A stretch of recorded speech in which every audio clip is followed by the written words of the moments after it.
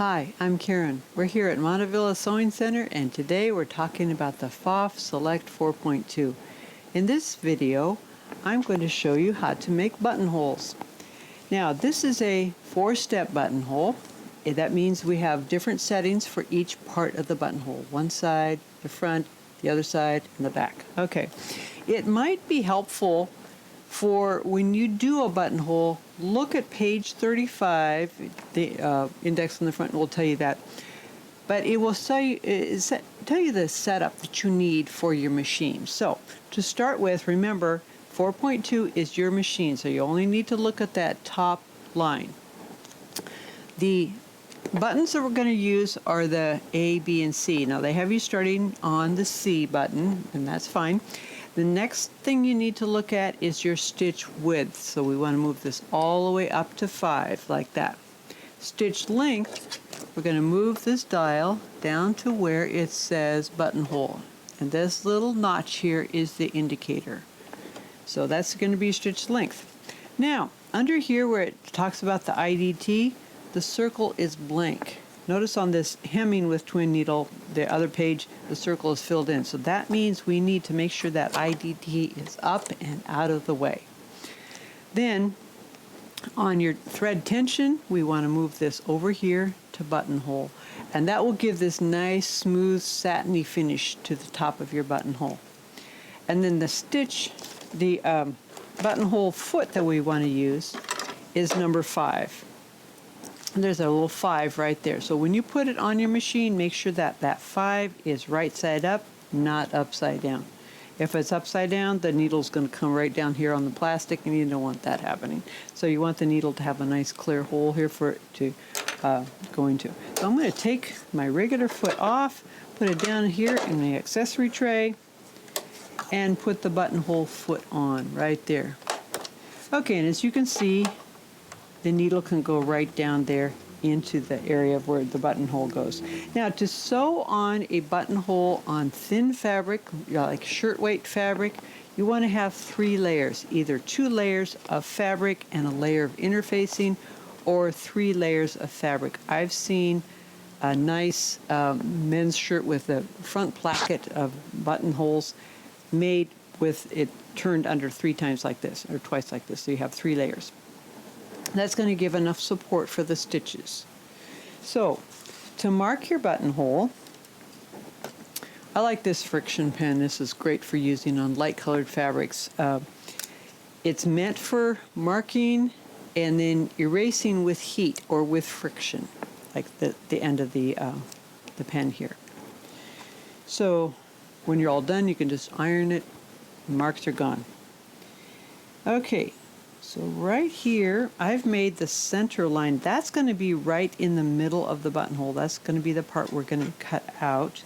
And then my button, I'm going to use this little shirt button right here. We're going to mark the end right here and the other end on the other side, right about there, about 1 millimeter past, because you're accounting for the thickness of the button to be able to go through the buttonhole. And you also want to do a practice buttonhole on your scrap of fabric that's the same fabric as your garment, just to make sure you get the correct length of buttonhole. Okay, once you've done that, take your seam gauge and just go measure that, because if that's the right length, you want to make your marks on your succeeding buttonholes the same length. So have that right there to do your practice buttonhole. Okay, so to start with, we're going to make sure that our thread is underneath the, just poke it down in here, right there, right in underneath the foot, like that. Easy to get it that way. Okay, so we're going to start with C, and what C is going to do is going to start from the back of the buttonhole and stitch forward with a narrow, short zigzag. Make sure that the slider on the buttonhole foot is all the way to the forward, like that. You can lift up your fabric, your presser foot a little bit higher. Make sure that center long line is right down the middle, and also make sure that the edge of your fabric is parallel with your foot. Now the short side to side mark, you can check that to make sure. It looks like I'm back a little bit. I'm going to bring it forward. There we go. Okay, let's move that over to the left a little bit like that. Okay, for the first couple stitches, in fact, when you're sewing, whatever you're sewing, first couple stitches, keep your finger on the thread tails until it's made 2 or 3 stitches. Okay, there we go. Now sew slowly so that when you get to the end, you can stop right there on that bar tack where you're going to put the bar tack. Now I've lifted up the presser foot, or the needle. It's important to lift up the needle before you make any changes in your stitch width or in your selection here. Otherwise the needle could get bent or broken. So make sure that you lift up the needle. It doesn't have to have the take up lever up, just the needle up. Okay, so now we're going to make a bar tack at the end. Now notice this doesn't want to stay down. That's because you need to hold it down to make that bar tack. Now if it ends up being down in the fabric, you need to lift that up. Okay, there we go.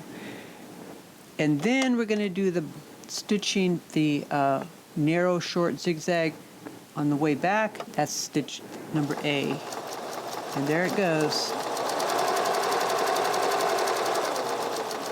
Looks like I had my long mark a little bit too far to the right or to the left. There we go.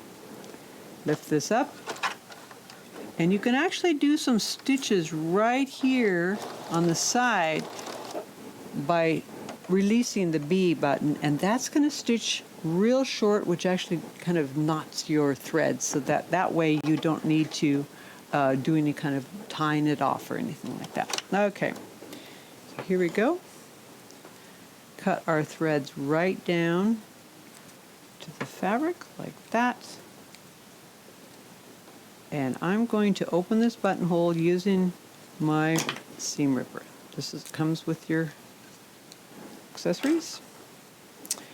And it also is recommended when you open your buttonhole to guard that bar tack at the end using a pin. Notice I have it just inside of the bar tack right there. Start at the end here, go towards the pin just gently. I'm going to take that out, flip it over, and do it on this side too. Here we go. Okay, now I like to neaten up my buttonholes. This extra thread here can be kind of make things look messy, and sometimes you get a thread that goes from one end to the other. Make sure you trim those out to avoid pulls and things in your fabric. Okay, so I'm going to try out my button to see if it fits through there, and it does. It's a little on the snug side, not too bad, but we want it a little bit snug because that way the button will stay buttoned. Okay, that is the right length. So now I could do another buttonhole with using my seam gauge to make sure my bar tack lines are in the right length, and I could mark all of my buttonholes that way. That's how you do a buttonhole on the Pfaff Select 4.2. If this has been a helpful video, give us a thumbs up. And if you have comments or questions, you can leave those in the area down below. We have lots of other videos on this machine and on other machines here on our Montevilla YouTube channel, so stay tuned. Thanks for watching. Bye.